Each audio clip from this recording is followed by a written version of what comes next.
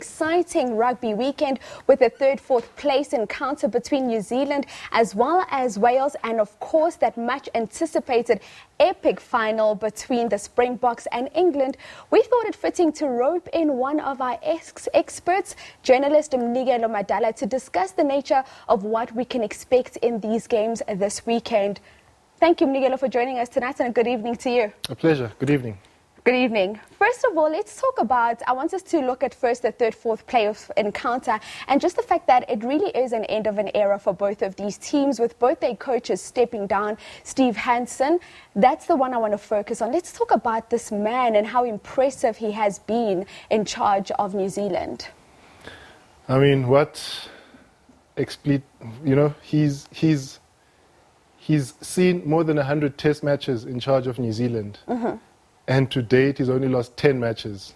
I mean, I don't know if there's a coach out there who's ever done that, not just in professional rugby, but even the weekend leagues, you know. He's had a really impressive run, and it's going to take some doing trying to beat that record. Mm-hmm. And of course, it's going to be, we're all looking forward to the upcoming period for New Zealand to see how they're going to start playing. Are they going to change their style of play moving forward? I don't know if they're going to change anything. I mean, he's picked a similar team to the ones he's been picking. He's just plugged in a few players who are on the fringes through the World Cup. But they are experienced players. They've played in his system, so they know exactly what to go in there and do.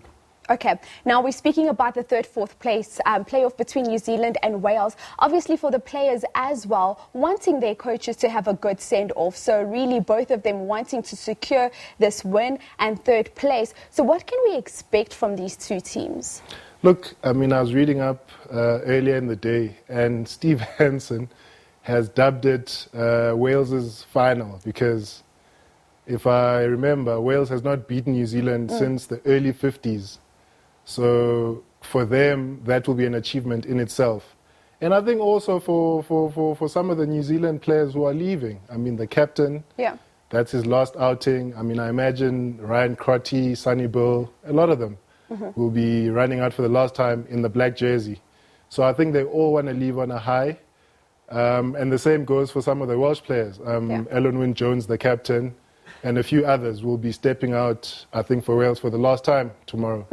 So ultimately, you all want to step off on a winning note.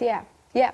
Okay, so now let's speak more about this winning note. We saw New Zealand in their encounter coming into this game against England, really not the New Zealand that we're used to seeing. So what is it that they need to change in terms of their play against a team like, So, what do they need to change in this encounter in order for them to secure a win?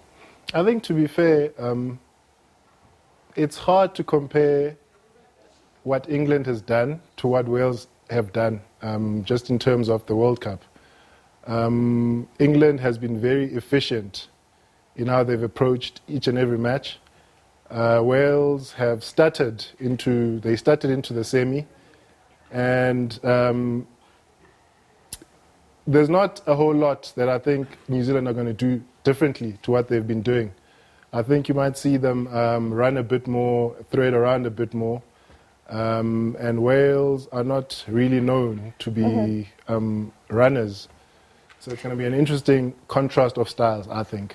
Okay, perfect. And now moving on into the one that we've all been waiting for, the final between the Springboks as well as England. First of all, before we get into the details on the squad selection, let's talk about what this means for the team firstly, for the coach, as well as us as a nation to make it into this final. I mean, a friend said to me over the weekend, the Springboks have never lost a World Cup final. So we are hoping that that stays true going into Saturday and out of Saturday. And just for the country, I think I mentioned it earlier over the tournament, speaking to Tabiso, I think. The nation is rooting for Sia to lift the Webb Ellis Trophy. Yes.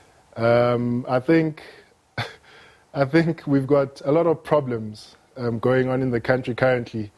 And it's going to be a nice thing to see if it happens. Just the Be team fixed. lifting our spirits and our morale, just forgetting for a split second maybe about all the stuff that's going on currently, Yeah. the serious stuff. And Because we have seen how sport can actually do that for us as a nation. But we have unfortunately run out of time. Just your last words. Who's going to win this final? Is it going to be the Springboks or is it going to be England? And where will it be won? I think we're all rooting for the Springboks to lift up the trophy come Saturday afternoon. And where will the game be won? Look, I'm hoping that we can strangle them and throttle them up front, because those England backs are quite nippy around the field. Yeah. Oh, wow, there we go. That's all we have time for tonight. Thank you so much for tuning in. Until next time, from myself, Wasiwe Ngobo, and the rest of the team, it's good night.